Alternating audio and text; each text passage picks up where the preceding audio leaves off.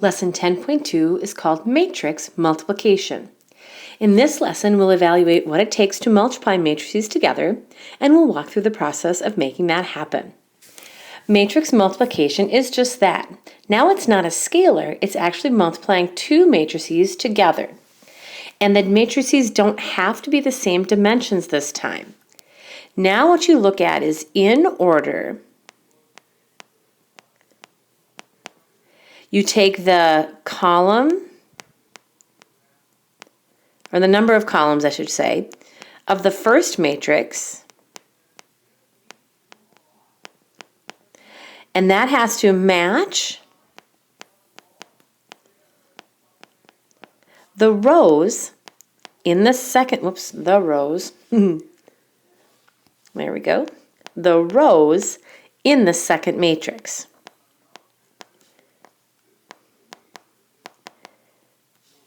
Wow, I can't spell anything. Blame it on the cold. All right, there we go. When that's true, that means the two matrices can be multiplied together. And what we'll do is we'll end up using groups of rows and columns. Over on the right is kind of a template to follow to make multiplication happen. Now, if we look at that first matrix, A, B, C, D, that's a 2 by 2. And that means it's 2 rows and 2 columns. Matrix WXYZ is also 2 rows by 2 columns. So what you're looking for is the number of columns in the first matrix and the number of rows in the second matrix. So kind of those two inside numbers. If those two match, then you can multiply the matrices together. And then the answer on the outside, or the two numbers, on the outside, is how big your matrix product will be. So these will be your product dimensions.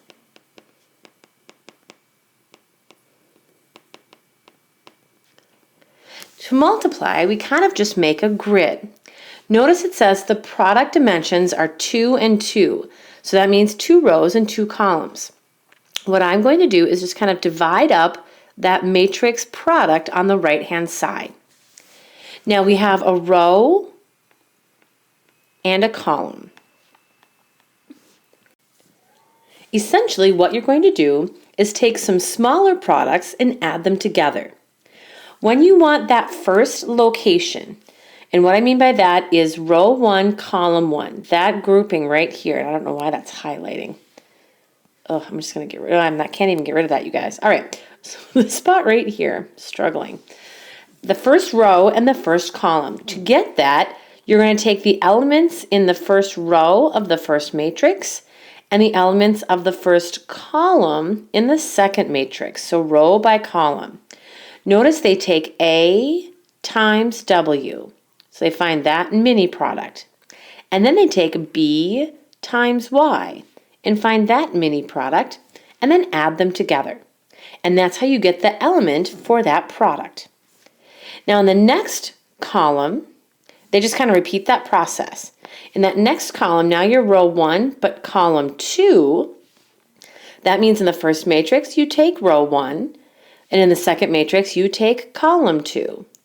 So then they took A times X and got that first kind of mini product, B times Z and got that second mini product, and added them together.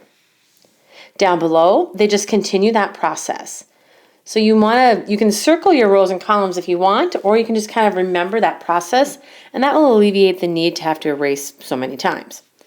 Now to get row 2, column 1, we drop down to row 2 in the first matrix, column 1 in the second. Find your mini product, C times W, your mini product, D times Y, and then add those two together. Last but not least, to get that last element, that would be row 2, column 2. Now we take row 2 times column 2. They take the first element, C, the first element, X, get that mini product, then D and Z, that mini product, and add them together. And that's basically how you multiply matrices. Let's try a few examples. And would you look what we have here, matrices A, B, C, and D. These are the same matrices that we had in 10.1.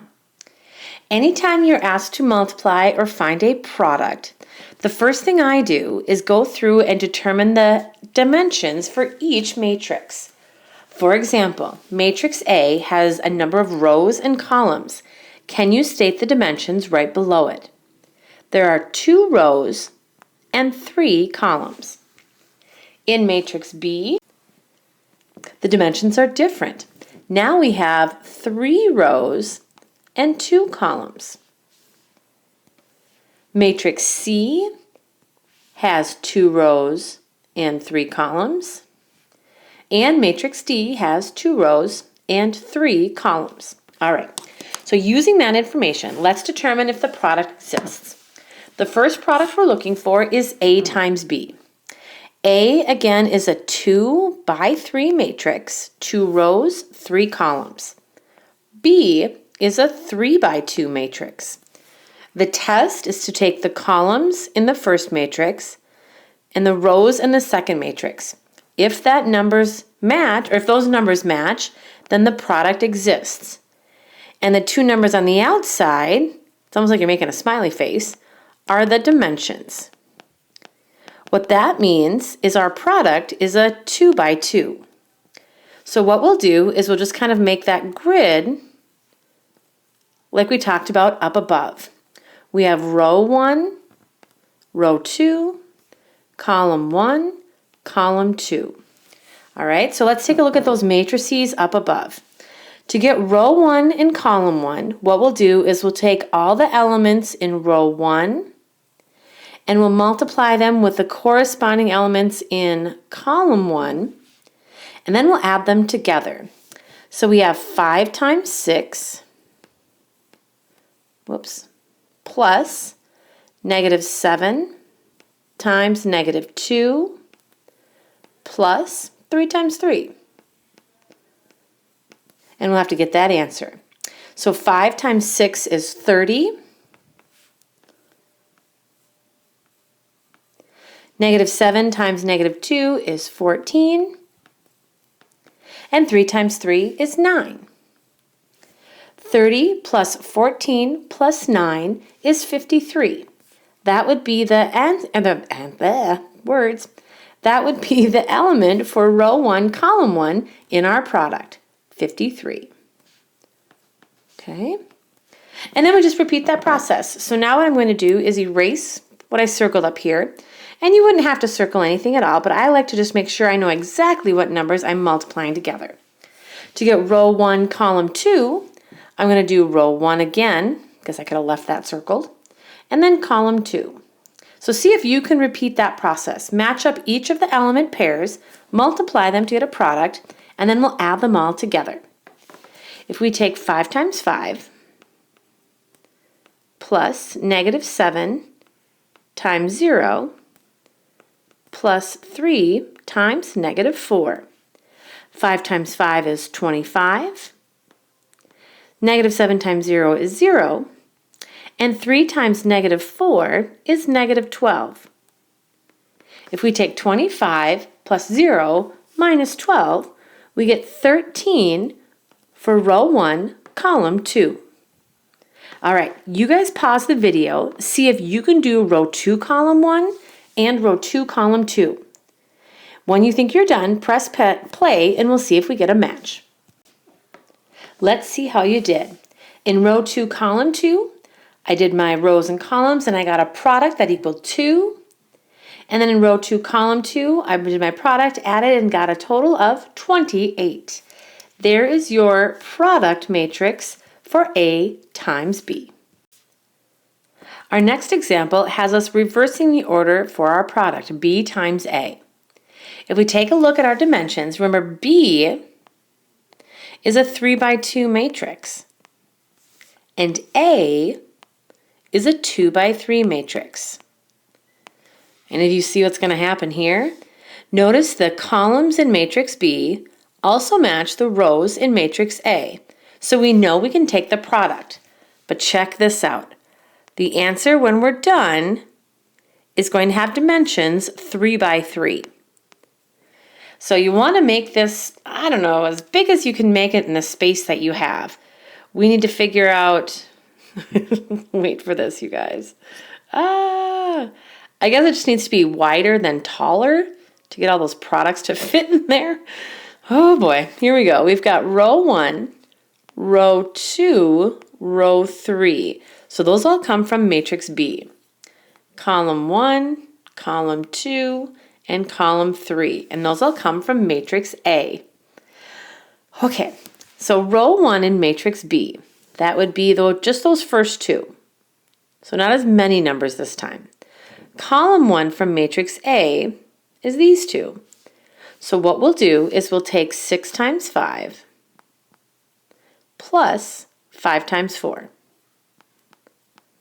6 times 5 is 30. 5 plus 4 is 20.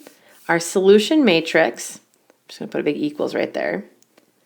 Row 1, column 1 has a total of 50.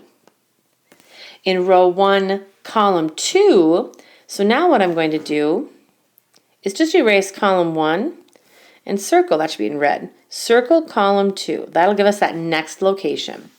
So now we'll take 6 times negative 7 plus 5 times 8. Well, 6 times negative 7 is negative 42. 5 times 8 is positive 40. Negative 42 plus 40 is negative 2. That's the element for row 1, column 2. All right, last but not least, for that row anyway, we'll do row 1, and now we'll introduce column 3 into the mix.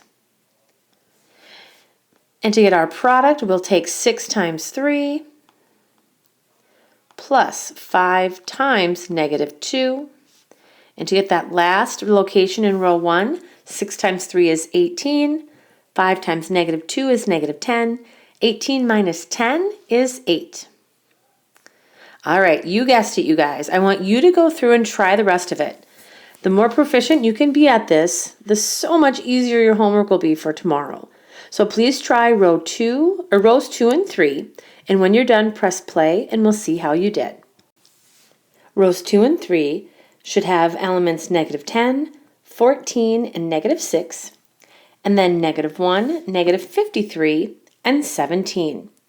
You're welcome to try B, D, and C, D if you'd like. Otherwise, we'll complete those tomorrow in class.